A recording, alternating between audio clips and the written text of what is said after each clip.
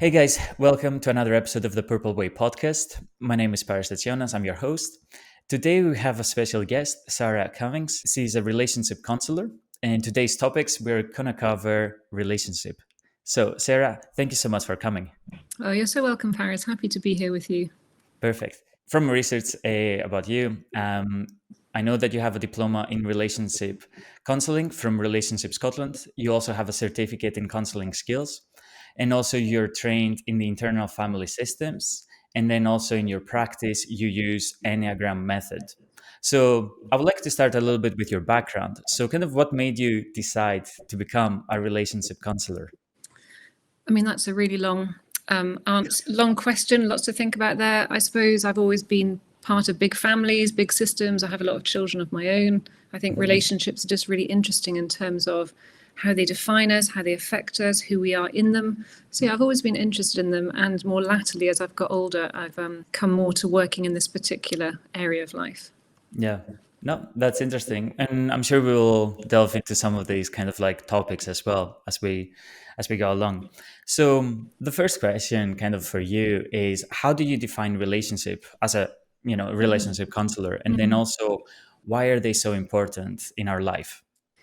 Yeah, that's a good question. I think relationships obviously arise from our fundamental need to feel connected with other people. And we experience connection in many different ways, don't we? Yes, we have intimate relationships, but we're also connected to family, to friends, we have workplaces, we play games, and we belong to groups. So being human comes with this really fundamental drive to connect, to relate, to know each other. And because we're not these sort of individual islands, are we? But we are part of a great big web of human belonging. And in friendship and at work, we can play roles more easily. Like, I'm going to show certain aspects of myself to you. With my partner, they're going to get to see more of me. Like, they're going to get to see the good and the bad because I reveal more of myself to a partner. And in close relationships, this happens because we take the risk of being seen more fully. We cannot open ourselves. And this is because at a primal level, we're really longing to be known. And along with this longing to be known comes vulnerability. Like, do you get me? You care about me, even if I'm having a bad day, can I offer the same to you?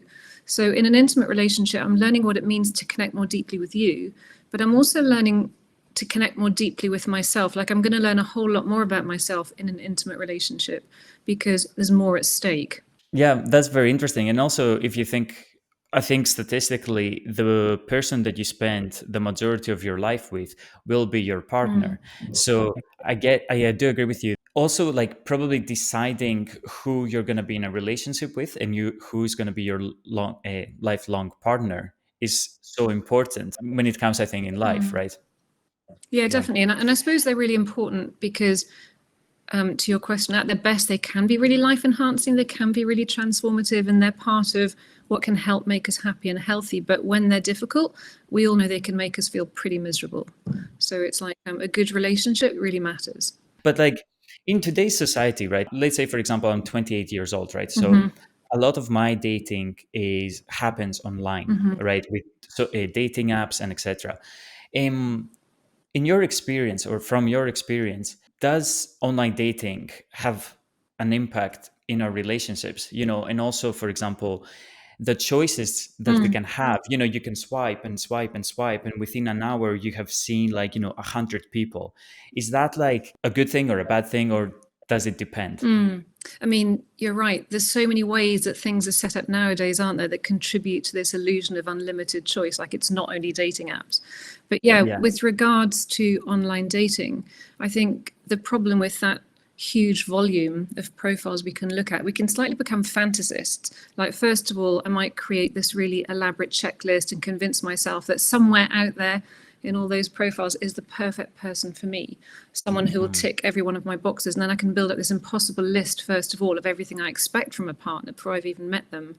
And then a little bit like you're saying, it can become almost like a consumer mentality towards dating. Like, I look at a potential date thinking, how will this work for me? Like, do you fit my criteria? What can you do for me? A little bit like online shopping. Am I going to get what I want here? Yeah.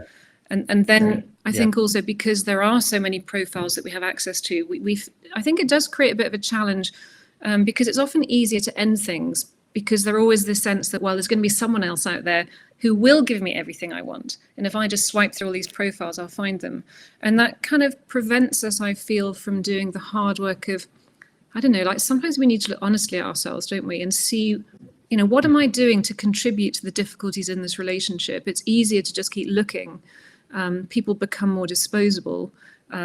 If you don't meet my needs perfectly, then goodbye. And I think it's much harder to actually do the hard work that is required to grow and mature a relationship.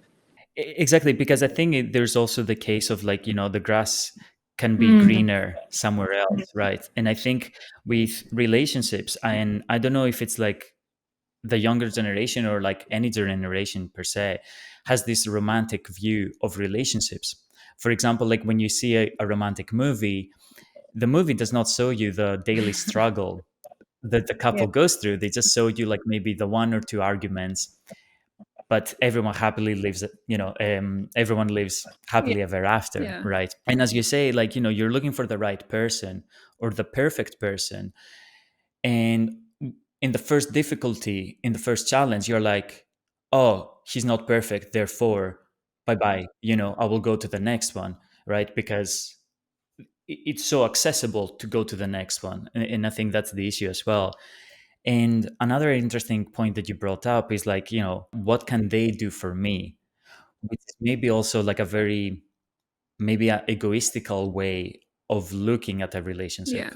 and you're right. And I think part of the way that all of this happens online, and there are so many profiles and so many possibilities, I think it just encourages that mentality. And I kind of wonder, like maybe when we're younger, like potentially we might be less interested in investing a lot of time in something that doesn't make us feel amazing. As you say, there's all those romantic images of what a relationship should look like. And if it's not instantly perfect, well, there's a whole ocean of other people I could go to and find somebody better. So yeah, it can, I'm not saying it always does, but it can create these unrealistic expectations of what a relationship is for. Yeah. So would you say then having more choices more often than not is a negative thing? Or it can be good because kind of like, you do go out on a date, right? Or like you try to build a relationship and then it's like, okay, it didn't work out. Not because like, not because like on the first challenge Yeah. you stop seeing, but it just didn't work out, right? In that specific kind of like issue, I guess it's good to have the available choice, you know.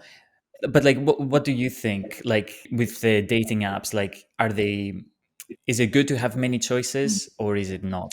I think it's so I suppose the question is around, how social media and dating apps affect our relationships and our sense of ourselves. Is that right? Yeah, yeah. We can Yeah, go. so it's a Yeah, little bit like you're saying, like there's all these profiles we can swipe through. So it's very high on volume of people, but it's pretty low in terms of real connection. Like a screen does not reveal the complexity of what it means to be human. So when we're looking at all these profiles, we can find ourselves eliminating people based on very superficial information about who someone really is. But yeah, it obviously impacts relationships. It's part of like relationships have always been evolving, but this is a very sort of specific stage in their development, isn't it? So, and I think a lot of it is so with social media, it's so image based, isn't it? Like through social media, we craft images, we craft very specific representations of ourselves, we look at and consume very specific representations of other people. And my image isn't necessarily who I am, but it's who I want to make you believe that I am. Because I'm kind of using my online profile often to display my best selling points, but often, and this isn't through any fault of anyone, but it's a sense that the image can be pretty disconnected from the complexity of who I am as a messy human being. So, and that can create this sort of a lot of sort of emotional discomfort. Like I might feel inadequate because I'm comparing myself to other people's curated images of their lives and their relationships. yeah, Or I might start to believe, actually, I'm amazing. I am my image and you aren't good enough for me. So yeah, it's that comparison thing. And I think we all know, don't we, fundamentally, that comparison's a pretty dangerous game. It's this very intense scrutiny of externals, and it moves us further and further away from the possibility of being okay with what's here, from contentment, from simple okayness, from knowing the real stable core of myself. So I could look amazing online or perhaps in a first date, but what's my heart like? Like, do I Yeah. have the capacity to do relationship well? Or this person I'm looking at online might not have quite the right look or presentation for me, but what else am I not seeing? Like, maybe they're Yeah. kind, maybe they are Mhm. steady in a crisis. So Mhm. we're getting a very sort of superficial sense of who somebody is with the way that dating is set up through social media, I think. Yeah, no, it's very interesting. And I don't know. I use the rule of like the 3 months. I think, for example, when I start dating someone, kind of the 3 months is always they can always be fake, right? Like because you can go a date a week or like even 2 dates a week, and then as you say, like you can have like a mask. Right. And you can be like, oh, yeah, look, like how cool I am. But then after 3 months, it kind of fades. You kind of slowly and steady, you reveal yourself, right? And the other person reveals themselves as well. And I do agree. I think authenticity and being yourself from the beginning is probably a very good way to go about building a relationship, right? And then also with social media, you compare the perfect relationship that you may see online. Like for example, like on Instagram or TikTok, you can have like these couples and they have like a massive following, and again what they portray to you, right, as a viewer, is the perfect relationship. Oh, look at us, like we never fight. Oh, look, like he always brings me flowers. Oh, we're always cuddling and we are spending time together, which is again like, oh my god, why does my boyfriend or girlfriend do this for me? Why does he not buy flowers, or why is he not affectionate? And that potentially can again like bring a negative impact on how we think about relationships. Absolutely. And I suppose that's what it's not just with dating, but it's many aspects of our life, isn't it? Social media just Mhm. plays into that desire we have of wanting our life to be perfect, and that includes the perfect relationship. And yeah, it doesn't really encourage and allow just for the ordinariness and the struggle of the human experience. Like, it's quite hard to be human. A relationship Yeah, is a difficult thing. And yeah, the yeah, way, as you say, it's presented on social media, we get this sense that, oh, it's super easy. And people, you can have this amazingly perfect thing that's just out of the ordinary and wonderful. yeah. And then it's like everyone, it's only not you, like everyone else can have this amazing relationship, but like, why can I not find Yeah, the perfect, person? yeah. Um, what do you think are some like skills or values or like knowledge people should have before or before entering a relationship? Yeah, well, that's a good question, isn't it? Like, obviously, we all need a bit more self awareness, but realistically, Mm, in our early 20s, what do we really know about ourselves? We tend to crash mhm. around more when we're younger, and we throw ourselves fairly recklessly into relationship. Like, we sense it's important. And depending on who I get together with, I can have some really Mm, helpful experiences, or I can have some painful disasters. But yeah, generally, late 20s into my 30s, I've had a bit of practice often. I do have some material to reflect on. I have the opportunity to know a little bit about myself, a little bit about who I am in relationship, what comes easily, what's harder for me, what behaviors from you trigger me, how do I behave when I'm triggered. So, in terms of mm, skills that are useful, and I'm not saying these are all going to be there at the beginning, but I'm saying this is kind of the direction of travel. If we want to grow in our capacity to have a good relationship, something about this is important. So I would say the capacity to reflect is important. Like, we think it's all just about falling out with each other or getting on well, but actually there's a whole pile of unconscious stuff going on underneath our day-to-day challenges. And we get into relationship for all kinds of unconscious reasons. And love can get tangled up with our idealizations and our fantasies and our attachment issues and with our projections. Like, often it's not really love. Like, when we first get together, it's all sunshine and roses, and we kind of fall in love with this ideal, and that's impossible to live up to. Or maybe to remind myself that whatever's drawing me to you today, that I think is really appealing about you, will one day drive me absolutely crazy. So yeah, so something about the connection that we have together means that we are playing out some very unconscious historic patterns. So am I willing to reflect on this, to look at what I'm up to?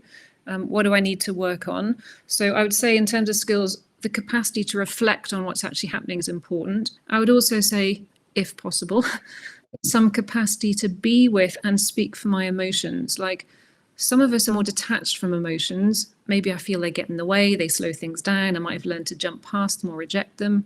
Some of us find emotions quite disruptive, so we try and numb them and avoid them. Some of us have a lot of contact with our emotions. They can feel pretty overwhelming. We let them all out. We might even feel quite proud of our emotional sensitivity. But in a mature relationship, neither avoiding feelings nor letting them flood me is going to help me. I have to develop the capacity to actually be with what's happening in me, be able to notice how my heart is affected by life, to sense the energy of them in my body, to pick up the information they're giving me, and then be able to speak for that. And it's very different from just acting out emotions or suppressing them or dissociating from them. So Yeah. that would be a useful skill. And also, I think, bit of humility.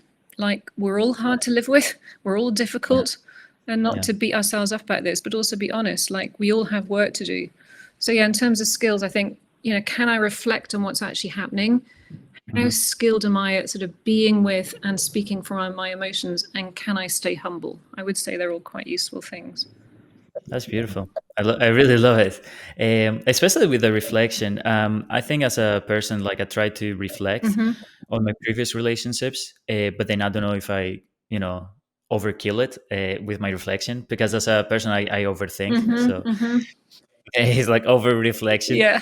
But like with the emotions, I think controlling your emotions, eh, and as you say, like not lash out, but then also do not withhold them because both are maybe the extreme version, right? The extremes. Whereas like being able to communicate your emotions in a healthy way, like through communication, good communication, is so important because if you withhold them, then you boil up, right? And eventually that tension will lash out, right?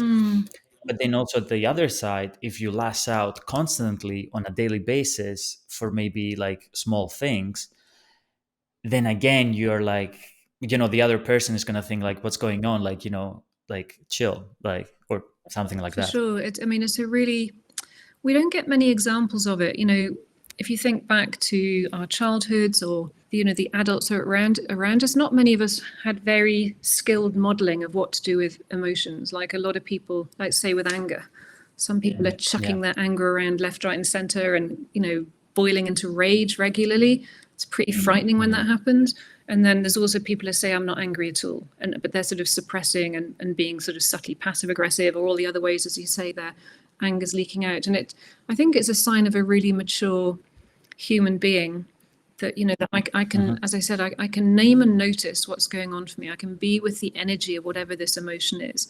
I can figure out what this emotion is telling me, and then I can speak to you about this energy rather than either pretending it's not there or flooding you with it. So That's so beautiful. Yeah, because I think I could go into that specific answer that you just gave me. And I think it's a whole new topic of like, for example, staying with your emotion, but without really, the awareness of the emotion. And then I believe like later on we will discuss about it. But like, for example, like, what is more important, like the self-awareness or being able to improve that? Like, for example, as a person, um, let's say with attachment styles. So basically, I have self-diagnosed myself, right, like through online tests and etc., that I have like anxious attachment style. So for me, it's very easy if my partner does not reply to my messages within kind of like a period of time, I will get anxious. And then my thought process is like, okay, probably they're, outside, they're having fun, they're with other, guys, you know what I mean? Like, yeah, so then it's like and then it becomes a spiral and it's like, etc., right? absolutely. So th- what you're saying is like, I should just be okay with feeling that emotion, but then I don't, Yeah. I should not act upon it. Like when my partner comes back, like when my girlfriend comes back home, I should not be like, oh, where were you? Or like, why did you not reply to my messages, etc. Absolutely. And as I said, there's a huge pile of unconscious material playing out in just that little interaction you described, Paris. And, I hear it with kindness. It's hard for us as little human beings when we feel anxious or dysregulated like that. But you're right. To what extent can I hold the energy of that in my body, bring that sense of kindness, meet it, there's probably a little boy in there somewhere who has some history around anxiety or lack of support. So sort of bring the wise adult to that anxious young part of you, and sort of help Yeah. soothe yourself and manage the internal energy of that. And then maybe later on, you could possibly have a conversation like, a part of me feels anxious when X, Y, Z, rather than like, Yeah. where were you? Why are you ruining my Yeah. life? Which is what we normally do. Yeah. Yeah. No, I do agree. So on that topic, right? Like, why, or not even why, but like, do you believe like is it difficult to build a healthy, long-lasting relationship? In kind of like we touched on it because of like all these like childhood traumas, or like even like as we grow up, we have had we go through experiences, and some of them are good, some of them are bad, right? And especially in the beginning, because of the inexperience, let's say when you're like 16 and you have like the first love or etc., you have maybe some bad experiences, or like experiences in general. From every relationship you take something, right? Or a part of you is taken. So then as you grow and you reach like 30 years old, and now kind of you want to settle down, you have all this baggage that you have with you from previous relationships, right? So on that, like, why is it challenging to build a healthy, long lasting relationship? Yeah, good question. I suppose some of it connects into the previous questions around, there's loads of social issues, dating apps, the unrealistic expectations, as we previously mentioned. But also a bit like you're speaking to there, Paris, from a psychological viewpoint, relationships are intrinsically challenging. Like whether it's a relationship for a year or longer than that, relationships are confronting. Like here I am trying to live with someone who's entirely different from me, who doesn't behave as I think they should. And if I believe the relationship is some kind of arrangement where I get as many items on my checklist as possible, then the second my partner starts to become annoying or stops meeting my needs in the way I expect, there is this impulse to think, oh, this isn't working. Who else can give me what I want? So maybe there would be less interest in working through the challenges, growing together, building a relationship based on compromise, all those kind of things. I'll always be looking for that something better and comparing myself in my relationship. And so I think the expectations thing is big when we think about the difficulties in a long-term relationship. So we have all these expectations on a partner, but what are we willing to give? So we can lose sight of the concept of actually working through problems, seeing the relationship as something bigger than us. And you're right. Like, how do we hold and integrate all the different experiences that we've had? Like, hopefully, if we're trying to be slightly more conscious around relating, we're not just sort of dismissing things, but a little bit like you said, Paris, we're willing to look at what went wrong, what was difficult, what's my fault, what am I needing to sort of keep working on in myself. But yeah, I think it's inherently challenging to have a long-term relationship that is super easy, not easy, but even sort of straightforward most of the time, because so much unconscious stuff is getting stirred up all the time. Yeah, it's very interesting. I really like kind of the keywords that you kind of use, and another one, a keyword like is the expectation, right?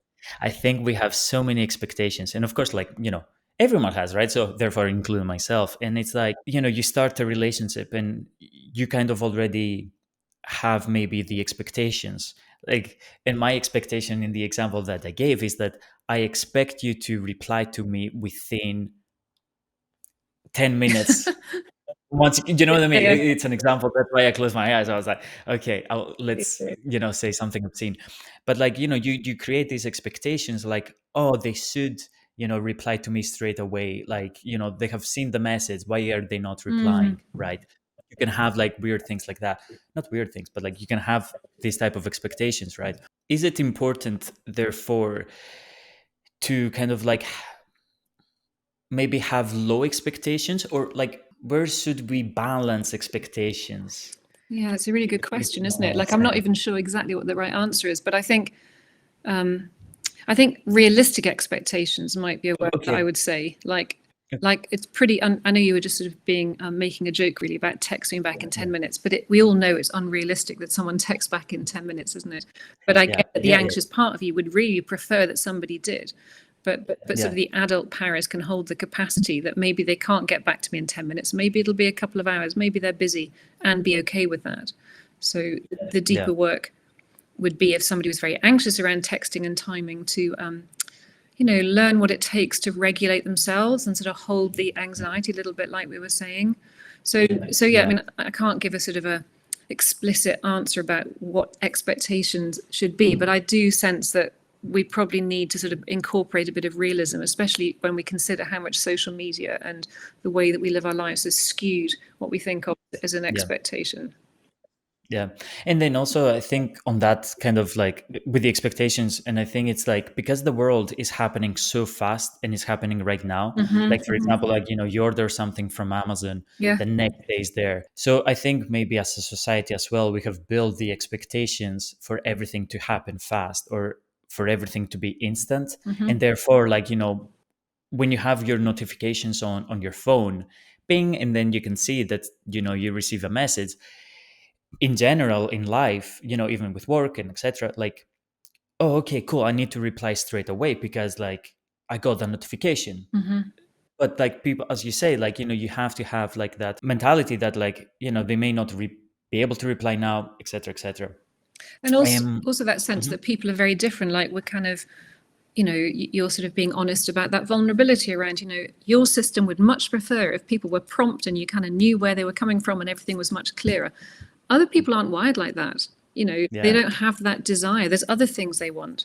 So Yeah. we just need to get somebody, with that sort of more anxious attachment. And generally, obviously, we're going to get together with somebody who feels more avoidant. That's the way it works. So that the wheels are coming off the bus already, aren't they? We've hardly started dating.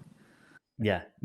No, for sure. And I do agree. I think the worst would be like an anxious attachment with like an avoidant, and then it's like, I don't think that's really, I don't know, like how difficult that relationship would be to work. Well, I think a lot of people are the opposite. That's all I would say. Oh, Yeah, yeah. really? Oh, because the opposites Yeah, yeah, attract, yeah, or yeah, yeah, yeah. interesting. So most people have to grapple with some version of this, I would say, in their relationship. There's one person who's needing more sort of reassurance and one person who's sort of pulling away a bit. That's interesting. And okay, like that's an interesting one because like, and that relationship can work. Like you can build a healthy relationship with someone who's anxious and the other person is avoidant. My opinion would be the whole point of a relationship is managing difference. Like a bit like the Mm, unrealistic expectations. I'm going to find somebody who is just like me, see the world the same way, have the same needs, the same values, the same expectations. But no, even if we think that's what we found in the first place, after 3 months, 4 months, 5 months, we realize they are entirely different. I've been deluding myself, yeah. that kind of thing. Yeah. Do you think a person can build a healthy relationship if they don't have a healthy relationship with themselves? Um, How does that? how does that work? Well, Yeah. I suppose so much of what we're up to in a relationship is totally unconscious. Like we think we're arguing about what time you came in last night, but really we're both being triggered by some very old unconscious wounds. And I think it's a bit of a cosmic joke that we are never fighting about what we think we are. So, in terms of my work, the here and now is the current problem. But the reason it's triggering me is because it maps onto these much older hurts. So it's more about childhood, power struggles, the family history that I had. So I don't know, the sense of until we have some understanding of all the unconscious material, particularly our own, obviously, because we're the ones that are stepping in, the wheels will keep coming off the bus, as I said. We're just going to get caught in patterns of blame and frustration and avoidance. So we have to be curious enough to reflect on this stuff and to see that whatever is pushing our buttons in this relationship comes from much earlier relational wounds. Mm, So when you say, do you have to have a totally healthy relationship with yourself? Again, what exactly is that? We're only at the stage of the journey that we're at. But I think that sort of yeah. openness and curiosity and that willingness to sort of look at my own stuff, like it's so easy to point at a partner, isn't it? Saying, you haven't texted me back within 10 minutes, you're ruining my life or whatever it is, or Yeah. you're making me feel really anxious. But can I be with and own the anxiety that sits in me in this relationship? Because we could Mm, say that intimacy, connection, it's kind of like a trauma trigger. It's going to bring up all our unresolved stuff. It's going to surface all those defenses, all those hurts that we held on the inside, in some ways, so that we can deal with them. mhm. Because when we are triggered in relationship, and we are all triggered in different ways, all of our defenses rush to kind of protect us. And then we're just at war with each other. I mean, I've done a lot of work, but I'm not an entirely enlightened human being. I just have more awareness of a lot of my stuff and more able to speak for it, and less triggered than I used to be. But it's a journey, isn't it? But ideally, whenever we step into a relationship, we're not thinking this other person's going to save my life, take away all my troubles, deal with all my trauma, and I'm going to be A-okay. It's more some sense of, as I step into this relationship, am I willing to keep looking at my stuff to see what's my stuff and what's your stuff, and grow on that journey? Does that make sense as I say that? No, that sounds perfect. And like in a relationship, someone can be more afraid of losing themselves, and another person is more afraid of losing their partner, right? Someone will always be more afraid of losing themselves in a relationship because they lose the self of individuality, and another person will be afraid of losing their partner. What is the right way to go about a healthy relationship? Like, you know, from one hand, I guess like you should not lose yourself, like you should still be your own individual, because like that's what they fell in love with, right? Yourself, like, and your hobbies and etc. But then over time in a relationship, and I have had that in my relationship, after like 3 years, that I was doing nothing. Like, in the beginning, I would go to the gym, I would be active with my friends and etc. And after 3 years, I found myself like, not going to the gym, not spending too much time with my friends. Like, I isolated myself with my girlfriend. And I think that brought so many issues, right? For sure. That sounds really painful, I know. And it won't be only you, Paris. I'd say that could happen quite easily in a lot of relationships. But you're right, it's a bit like the anxious attachment or the avoidant attachment. Like, most relationships have some version of you're too close, get away a bit, or you're not close enough. All those issues around autonomy and connection. So some of us need more space. It's just the way we're wired. Some of us need more connection. It is the way we're wired. And that's never going to, I think this is the mistake. Like, people think they're going to get together and that will go away. Good luck. These are fundamental wirings. It doesn't mean we can't work with that, we can't have a good relationship, but there's something around those core wirings that will never change. And am I okay with that? So, and you're right, like, it's really important to hold on to a sense of ourself in relationship. If we're not fully there, then the relationship's empty, isn't it? Because we're not fully showing up as all of ourselves. On the other hand, some people can have a real problem with closeness, a real problem with intimacy, and that would be something to work on as well. So all of those things are important. Yeah, interesting. What are some ways then to build, let's start with ourselves, right? So what are some ways that you can build a healthy relationship with yourself for someone who, has like kind of like the childhood traumas, or like they're thinking negatively about themselves and like, etc. What are some ways that we can start building a good mental health? Gosh, that's a huge question, isn't it? And there's so many different angles you could come at it from. I mean, a lot of it, like I said, is the willingness to go there. Like, again, the problem can be if things feel difficult on the inside, I can just try and attach to somebody else that might take all of that away. So for some people, it might be taking time off dating, just really sort of stabilizing their sense of self. Because if we're just in this frantic search to find this perfect person that will make me feel better, then we're kind of avoiding some important inner work, aren't we? But there's a gazillion different ways of doing that inner work, aren't they? Some people find therapy helpful. Some people, there's so much information online, isn't there, in terms of sort of really showing up for ourselves.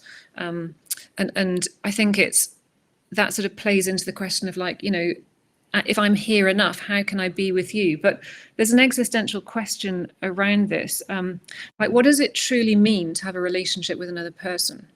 Given that, to actually meet the truth of who another person is, to actually truly meet the truth of me, because most of the time we're just being dragged around by all this unconscious programming and we can't even see it. But gradually we hope that through relationship experience, as we grow older, as I grow older, hopefully I learn more self-awareness. I can see and understand more of what I'm up to. I have some capacity to speak about this. I can regulate myself enough to hear what's going on for you.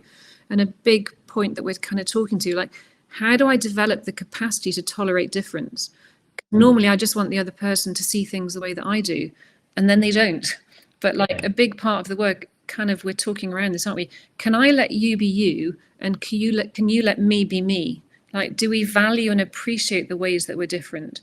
I think a lot of the time we get really frightened by difference, a little bit like you're saying, Paris. Like, if somebody's a bit avoidant, it makes me more sort of anxious, and then I'm trying to attach more, and then we all get into this big tangle together. But I think difference can be really generative. Like, if we're not afraid of it and we can look at our differences and see how they can contribute to the relationship. Imagine if both of us were anxious.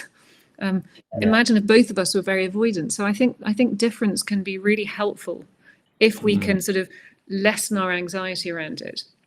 Yeah, yeah. And then would you go about building a healthy relationship with your partner kind of the same way, Yeah. with, self-reflection, communication, Yeah, and definitely. Like, a big thing I think to hold on to is the idea of being a team. Like, can we see each other as allies? Can we work together as partners? Because often what happens, a bit like I was saying around difference, we start to see the other as an adversary whenever they don't see it my way or don't behave the way I think. So can we, despite our differences, like, kind of validate the differences, see the good in the differences? Can we collaborate together? Can we keep communication open? Can we trust we have each other's backs?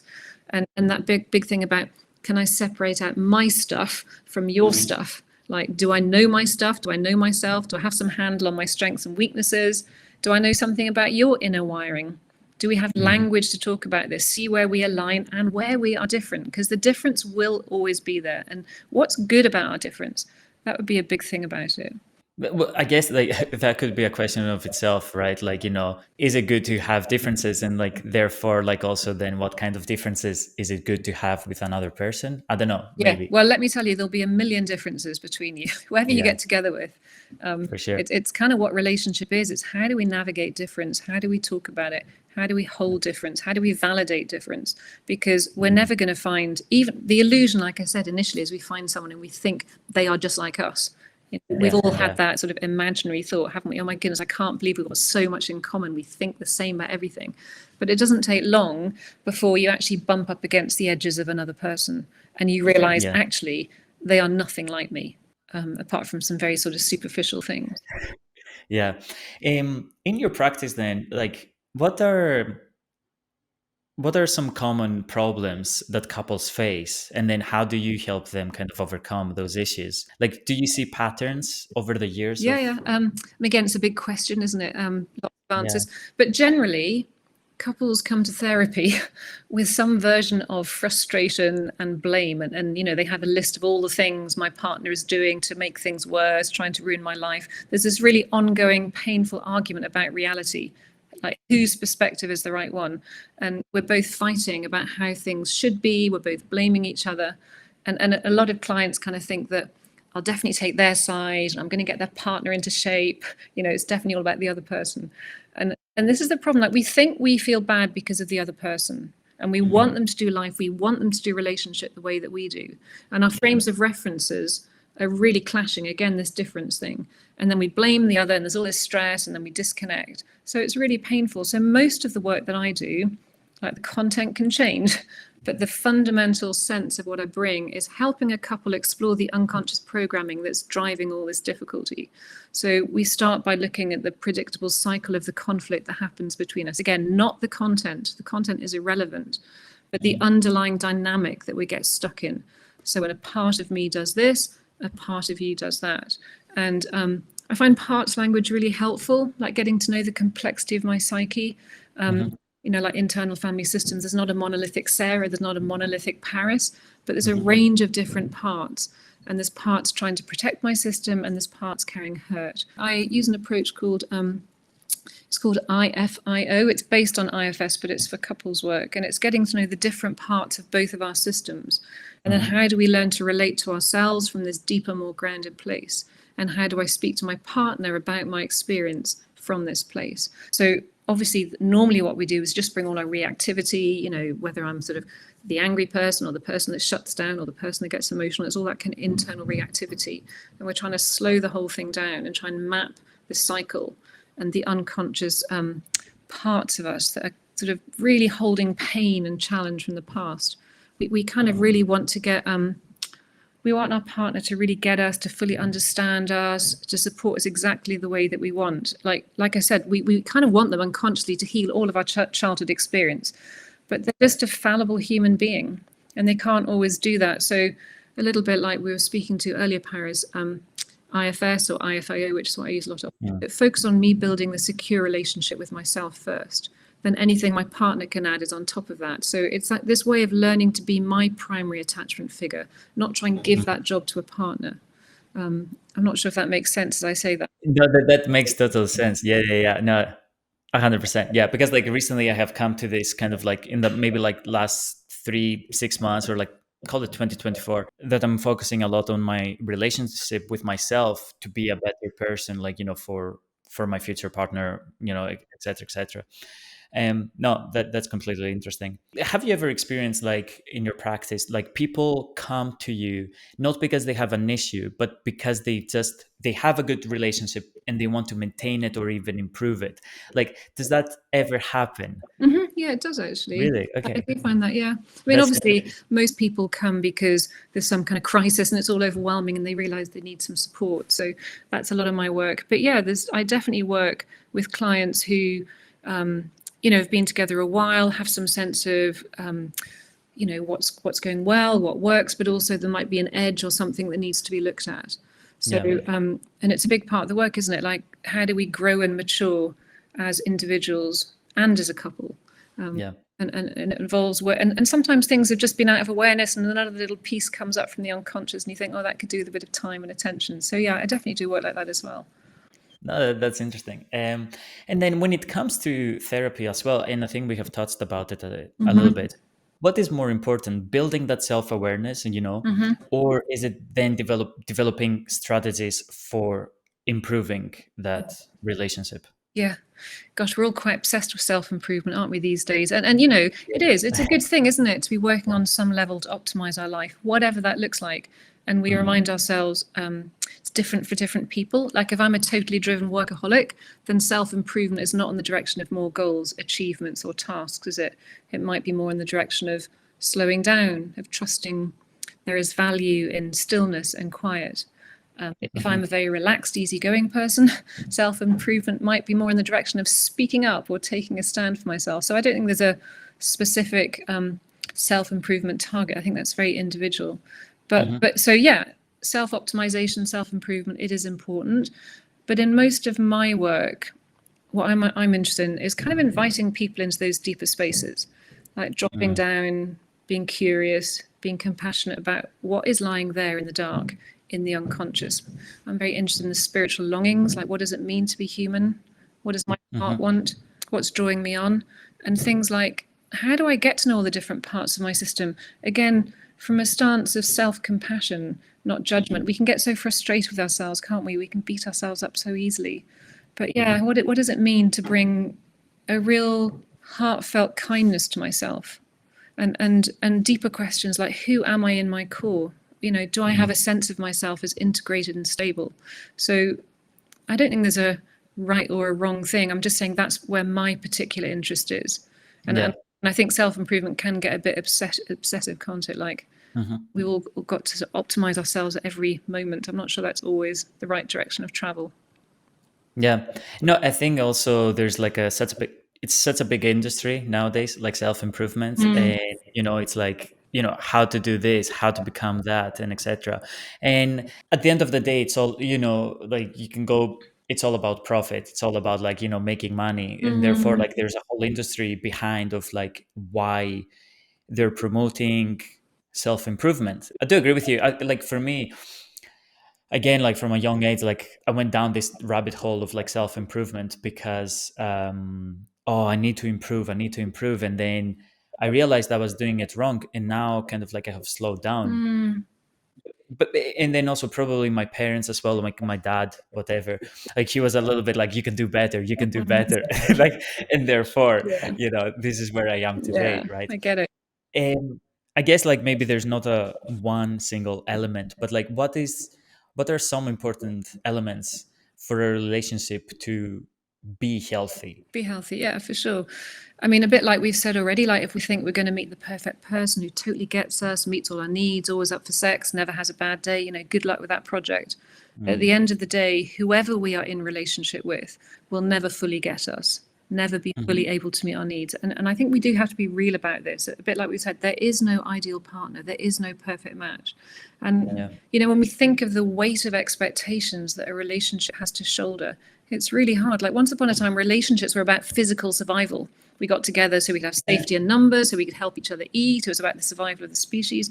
And now they're freighted with a million expectations that are just impossible to meet. So, and people develop and change as time goes on. So important elements, like some people would say, won't they, like get your core values aligned, everything else can be compromised. Or somebody else might say, is there the willingness to bring a sense of commitment and effort, like a sense of realism rather than looking for a perfect match? I think for me, a little bit like I've touched on earlier, it's kind of what feels important to me is some sense of spiritual depth, some sense of the transcendent, whatever that looks like to the individual. Like people will not behave the way I think they should. They are not mind readers. They are not wired like me. Again, that huge thing about difference.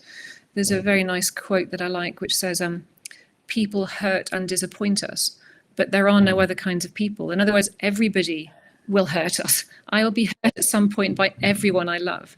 So given this, how do I steady myself in the face of this inevitable hurt and disappointment? How do I find meaning beyond relationship? What gives me stability and safety beyond myself? Where do I find a deeper ground? What gives me a sense of peace or purpose? What does forgiveness mean? What helps me practice that? Like, I do think to have a relationship that works, we have to be willing to cultivate the deeper places inside. Yeah. And a person can't always be what we need them to be. And yeah, that sometimes feels pretty unbearable. Like when you talk about someone like texting back, pretty unbearable, but this is the reality of life. So what work do I need to do to find stability on the inside, regardless of what the outside looks like? From what you're saying, right, all the elements to make a healthy relationship, flourish are internally. Like, for example, like it's not like, oh, you should have a common goal, like to build a house. Like everything that would make a relationship healthy and like flourish is internally, right? Like you have to have the internal values, as you said in the Yeah. beginning, Yeah, right? definitely some sense of Yeah. like these are the deeper places, aren't they? Like I said, isn't it? Wouldn't it be nice if everyone had Yeah. exact same goals and the same trajectory for our life, and we agreed on bringing up children, all the rest of it. But as you said, there's always going to be difference, and a bit like I said earlier, like it's easy to be evolved and reasonable and calm when things go our way, but who are we when things Yeah. don't go our way?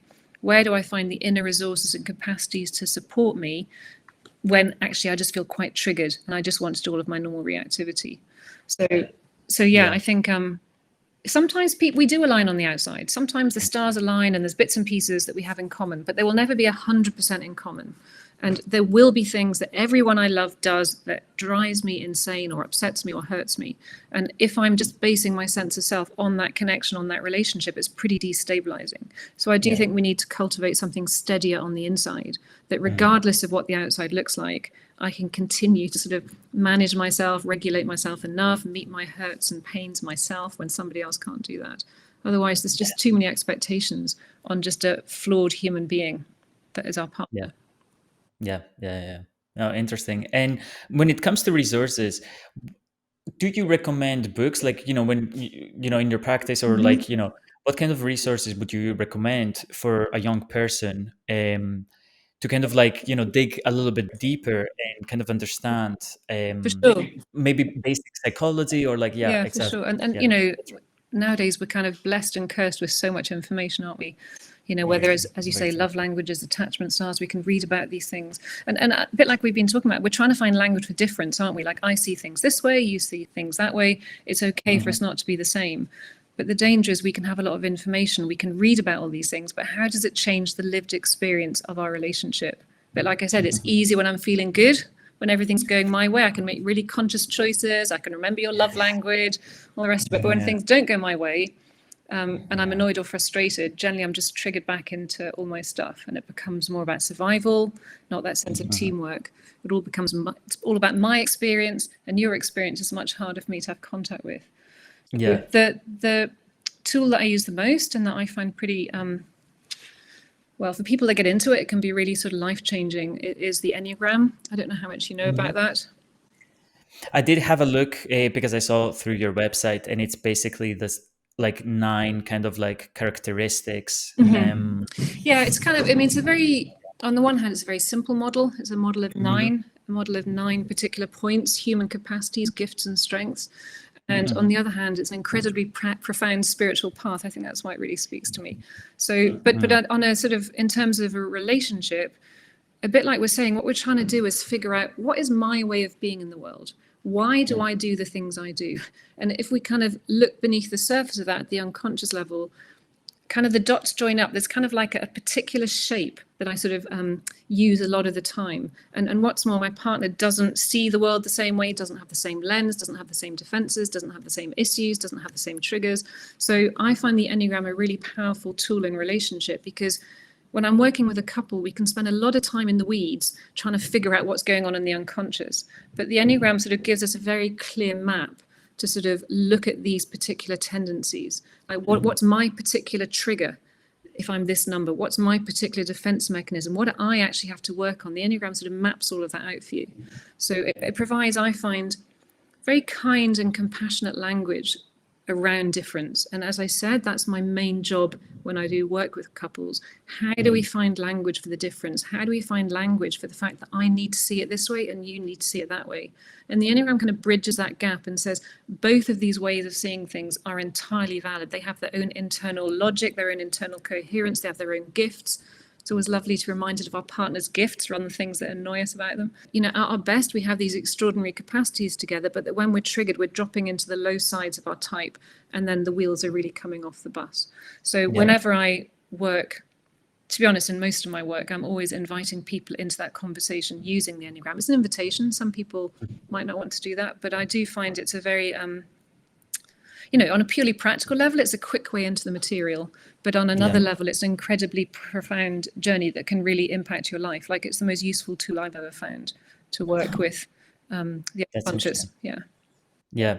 And then would you, so because like I've seen it, right, as I said before, so is it like also a part of a test, right? Like, so you can go online and you can kind of like do 100%. it. I mean, there's a whole pile of Enneagram tests online, but just as a cautionary note, I would say tests are about 60% accurate. So people do a test and they think they're a particular number, and actually they're not, because the problem is the Enneagram isn't speaking about behavior. So many psychometrics are based on behavior, aren't they? They're like, I do this and I have this strength, and you know, when I'm doing well, this is what I look like. But the Enneagram is saying there's something much more important than the behaviors. The Enneagram is looking at motivation. Like, why am I doing what I'm doing? And motivation is entirely unconscious. Like, you and I could do exactly the same thing, Paris, but we could be doing it for an entirely different reason. So tests are very inaccurate, I would say. Most people recommend doing it, looking at the Enneagram with somebody in person, because it is, you need to be kind of guided and steered, because lots of the numbers can get confused with each other. But I see. yeah, I'm just saying, I'm not saying don't do a test. I'm just saying question your result, because your top number is probably not your type. That's all I'm saying. Okay. Interesting. Yeah. And then would you say also the same kind of like, would you say it's like also useful for someone to, again, like check their attachment style, or also like the 5 love languages and etc.? Like, would you recommend it, or like would you suggest it for people to? I mean, they're kind of useful little tools, aren't they, in a relationship? Like, but again, what do you do with that information? Like, okay, I have an anxious attachment style, good luck, you know, or have an avoidant one, good luck. So I think it can be helpful in terms of diagnosis, but I think at the end of the day, what's that actually bringing in terms of the lived experience of your relationship? I think that's why I find the Enneagram more helpful, because it is a path, there's a journey, there's certain things that you need to sort of, stages you need to look at and things you need to work on, that's quite clearly laid out for you. You know, it's trying to help us become more integrated rather than get stuck in this particular type. People say with the Enneagram, I don't want to be put in a box, but it's kind of the opposite. It's kind of like, oh, you seem to be using this box a lot. There's some gifts there, there's some strengths, there's a lot of challenges. What are you kind of avoiding in yourself? What are the places in yourself you're not accessing as freely? So it's kind of an invitation to be more whole, which is kind of what we're all working on, really, isn't it? Yeah. No, I do agree. And then last question, it's like, where can people reach you? Where can people find you if they want to reach out? So I work from an agency in Edinburgh called The Whole Works, which has its own website. And I think if you just type my name, Sarah Cummings, and The Whole Works, you'll see my profile. You can contact me there with an email if you're interested. Yeah. No, that's perfect. Sarah, thank you so much for coming. And that was a beautiful conversation. And I think if we had the time, we could be spent like I could personally spend like 2 or 3 hours talking to you, Yeah. because I think it's like, I think we went even deeper than scratching the surface, like that kind of what I wanted to use. But like I think relationships and then also like yourself, right? It's a journey, isn't Mm, it?